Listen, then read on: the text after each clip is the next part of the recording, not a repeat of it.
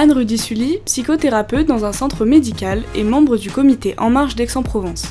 Dès 2017, séduite par l'appel d'Emmanuel Macron, elle s'engage auprès de La République En Marche.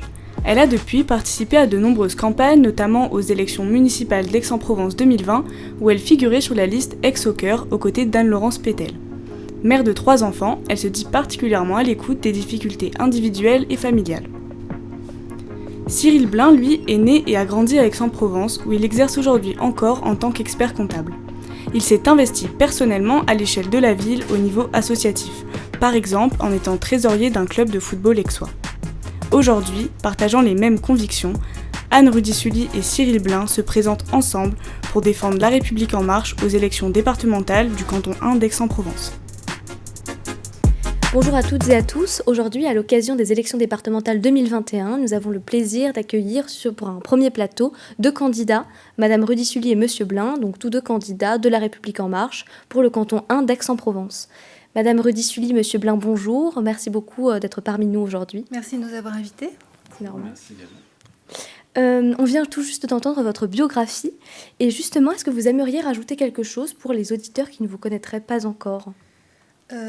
Oui, je pense que ça concerne Cyril également.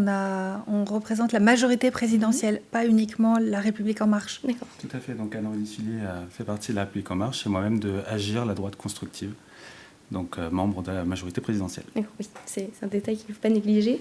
Et pourquoi vous présentez-vous en quelques mots à ces élections départementales ? Quelles sont en somme vos motivations ?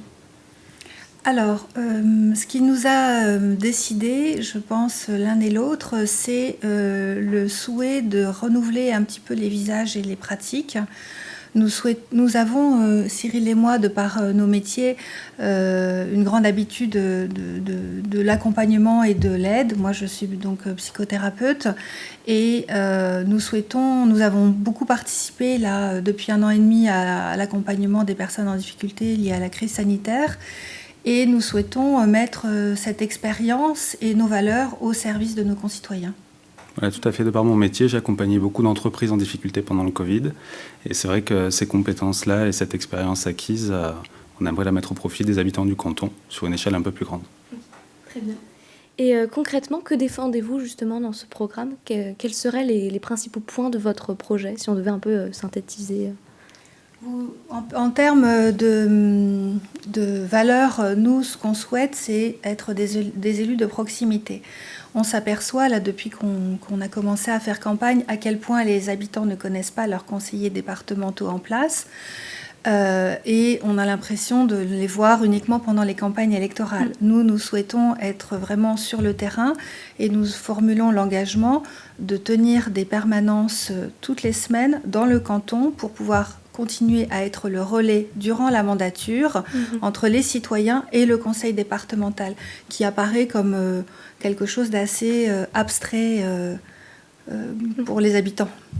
Et de la même manière, en plus de la proximité, on s'aperçoit que les demandes auprès du département sont assez complexes et on voudrait simplifier toutes ces démarches-là. Et également, un point qui me tient à cœur aussi, de par ma profession d'expert comptable, c'est maîtriser, avoir une bonne gestion du budget, puisqu'on s'aperçoit que le département, sur les 5 dernières années, a vu sa dette doubler. Et pour autant, les habitants du canton n'ont pas forcément vu leur quotidien changer et s'améliorer. Donc du coup, on voudrait diminuer les frais de fonctionnement du département pour remettre cet argent au service des habitants. Très bien. Et vous annoncez aussi dans votre programme vouloir accompagner la réouverture des lieux culturels et touristiques. Et justement, quel serait le plan d'action pour stimuler de nouveau donc, ce secteur qu'on a beaucoup dit délaissé pendant la crise sanitaire ? Alors, un des axes, c'est de faire revenir aussi la jeunesse qui a perdu d'une certaine manière l'habitude ou qui n'a pas pris l'habitude depuis 1 an et demi de visiter ou de participer aux lieux culturels. Il y a aussi les lieux sportifs qui sont importants. Et donc, ça s'accompagne avec la mise en place d'un pass culturel que nous souhaitons offrir à tous les jeunes du département jusqu'à l'âge de 25 ans.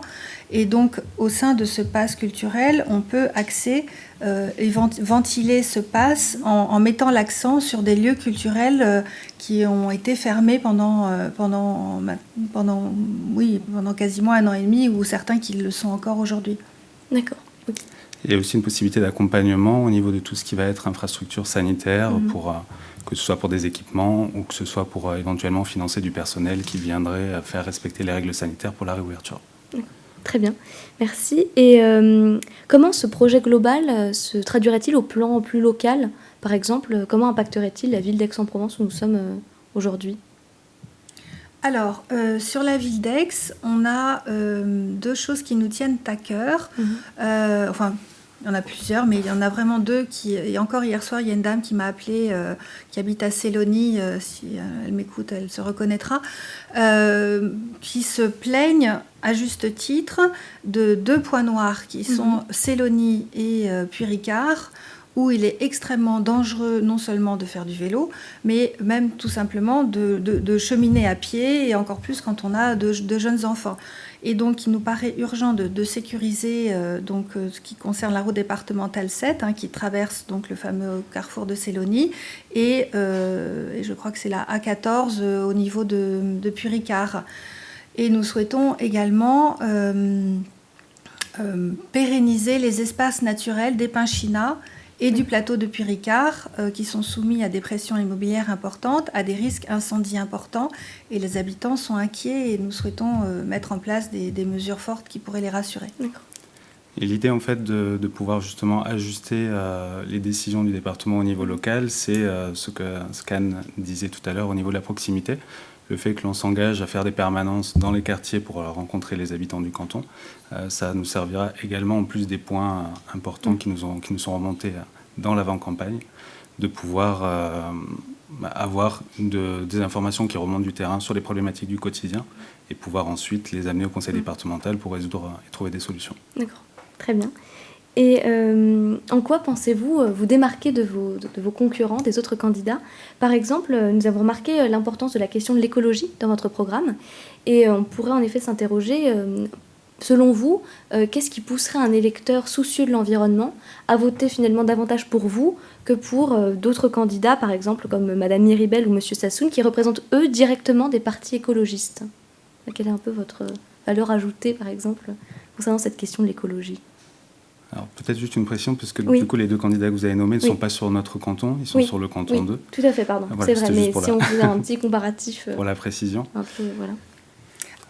Alors, pourquoi je pense qu'il y a quelque chose qui peut nous caractériser, c'est le sérieux des propositions. C'est-à-dire qu'on a évité de faire des propositions qui ne seraient pas réalisables, soit en termes de budget, soit parce qu'elles ne dépendent pas de la compétence du département. Il y a certains candidats qui vont, par exemple, aussi promettre tout et n'importe quoi en termes de sécurité. Ce n'est pas une compétence du département. Donc, on a essayé quand même de faire des propositions qui sont réalistes et qui s'appuient aussi sur des mesures qui sont portées par l'État. Parce qu'on s'aperçoit que le département, parfois, n'utilise pas les outils que l'État, via le gouvernement, les députés, ont mis en place. Notamment le plan vélo, qui est important à l'échelle de l'État, qui est défendu localement par le député Jean-Marc Zulési. Il y a un déficit sur le plan vélo. Les habitants des Bouches-du-Rhône pratiquent 3 fois moins le vélo que la moyenne nationale. Je ne pense pas qu'ils soient particulièrement fainéants, c'est juste parce qu'ils sont soucieux de leur sécurité. Donc, s'engager à mettre des pistes cyclables, des pistes cyclables qui ne soient pas juste des marquages au sol, mais qui soient vraiment sécurisés, ça, c'est une promesse qui est tenable. De mettre des garages, de construire des garages à vélo, d'accompagner les collégiens à la pratique du vélo, c'est-à-dire à une pratique sécurisée, afin que les parents soient rassurés si leur adolescent fait du vélo. Voilà, c'est des choses extrêmement concrètes, plutôt que de promettre qu'on va verdir tout le département en 2 ans. Voilà, ça ne me paraît pas réalisable. Il ne faut surtout pas oublier que le département a des compétences qui sont très précises, effectivement, et par exemple, les collèges font partie de la compétence du département. Donc c'est vrai qu'axer des plans vélo sur les collèges ou proposer, par exemple, dans les cantines du bio et du local, dans les menus, ça, c'est des compétences du département et des promesses qui peuvent être retenues. Après, c'est vrai qu'on peut avoir de temps en temps certains candidats qui vont, par idéologie ou par démagogie, proposer des choses, mais qui ne seront jamais tenables. Et on a vraiment voulu construire ce programme sur ces points que l'on pourra rendre ensuite aux habitants. D'accord, très bien. En tant que candidat, donc, entre autres, La République En Marche pour ces élections, quel regard portez-vous sur l'alliance entre LREM et LR pour les élections régionales cette fois? Vous avez un mot là-dessus? Oui, bien sûr. On s'attendait un petit peu à cette question. C'est vrai que c'est une question qu'on nous pose aussi sur le terrain régulièrement. Alors, c'est vrai que nous, on est là pour parler de choses extrêmement locales, de la vie de tous les jours, parce que vraiment, je le répète, le département, c'est la vie de tous les jours. C'est comment on fait garder son enfant, qu'est-ce qu'on fait de sa grand-mère quand elle est plus autonome. Voilà, c'est vraiment une importance dans la vie des gens, ce que fait le département ou ne fait pas. Alors, en ce qui concerne les régionales, effectivement, c'est une problématique différente. Il a été à un moment envisagé, comme vous le savez, une candidature portée par Sophie Cluzel. Et puis, il a été décidé de manière nationale, alors que nous sommes investis au niveau départemental, par les instances départementales.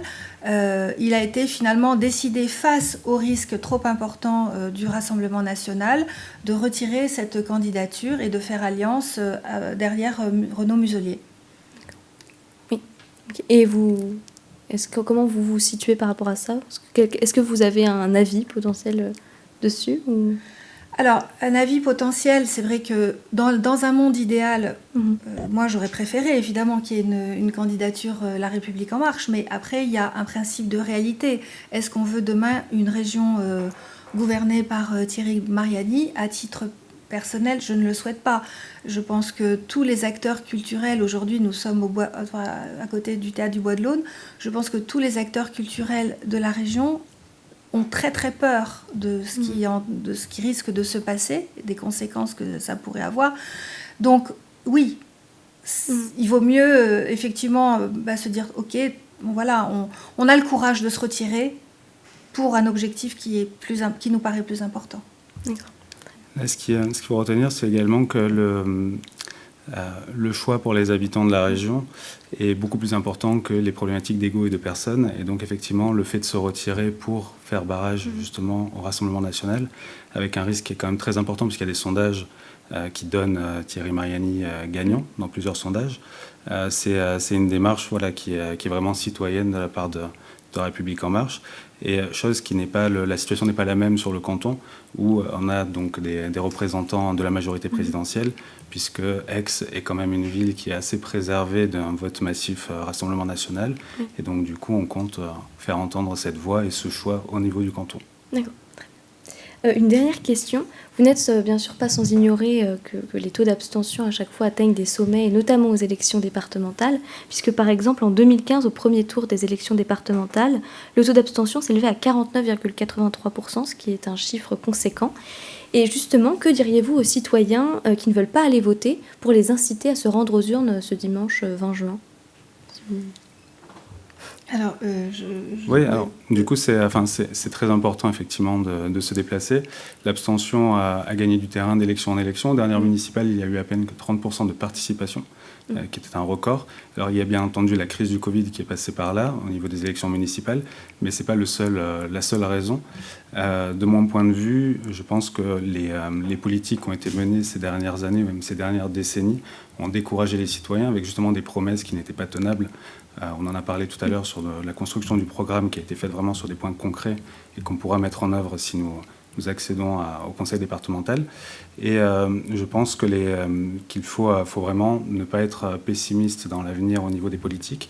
On a des mauvais exemples sur Aix-en-Provence, avec notamment une municipalité qui s'est fait connaître plus dans les affaires, on va dire, que dans la mise en œuvre justement du bien-être de ses citoyens.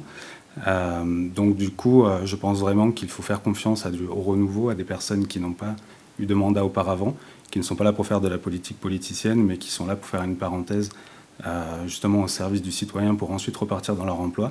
Moi, en tant qu'expert comptable, Anne en tant que psychothérapeute, et vraiment ceux qui ne vont pas se déplacer, il faut penser qu'ils vont maintenir le système qui est en place, qui ne leur convient pas puisqu'ils ne vont pas voter, et ça arrange, on va dire, ces personnes-là. D'accord. Oui, moi je voudrais juste ajouter, si j'ai encore une minute, c'est vraiment que les habitants, les électeurs, les concitoyens se rendent compte à quel point les décisions du conseil départemental impactent leur vie. Quand vous décidez quand vous avez envie d'adopter un enfant, c'est lui, les mineurs isolés, c'est lui. Le troisième âge, les places en EHPAD, enfin, ça parle à la vie de tous les jours des gens. Et donc, si vous voulez que votre grand-mère soit mieux accompagnée, qu'elle soit dans un établissement digne de ce nom, que vos enfants puissent avoir une nourriture de qualité au collège, que les abords des collèges soient sécurisés, qu'on pérennise les contributions aux associations qui accompagnent aussi nos enfants, qui vont former les citoyens de demain, etc. C'est ça, c'est la lutte contre le harcèlement, c'est la lutte contre la violence faite aux femmes, ce sont des places d'hébergement provisoires pour soulager les aidants. Voilà, c'est tout ça le conseil départemental. Voilà. Et donc, si on veut que sa vie de tous les jours s'améliore, il faut aller voter pour des gens qui ont envie de faire bouger les choses. Très bien. Merci beaucoup pour cet entretien très intéressant et d'avoir accepté donc notre invitation. Quant à nous, on se retrouve très prochainement, toujours dans le cadre des élections départementales, cette fois-ci avec 2 nouveaux candidats.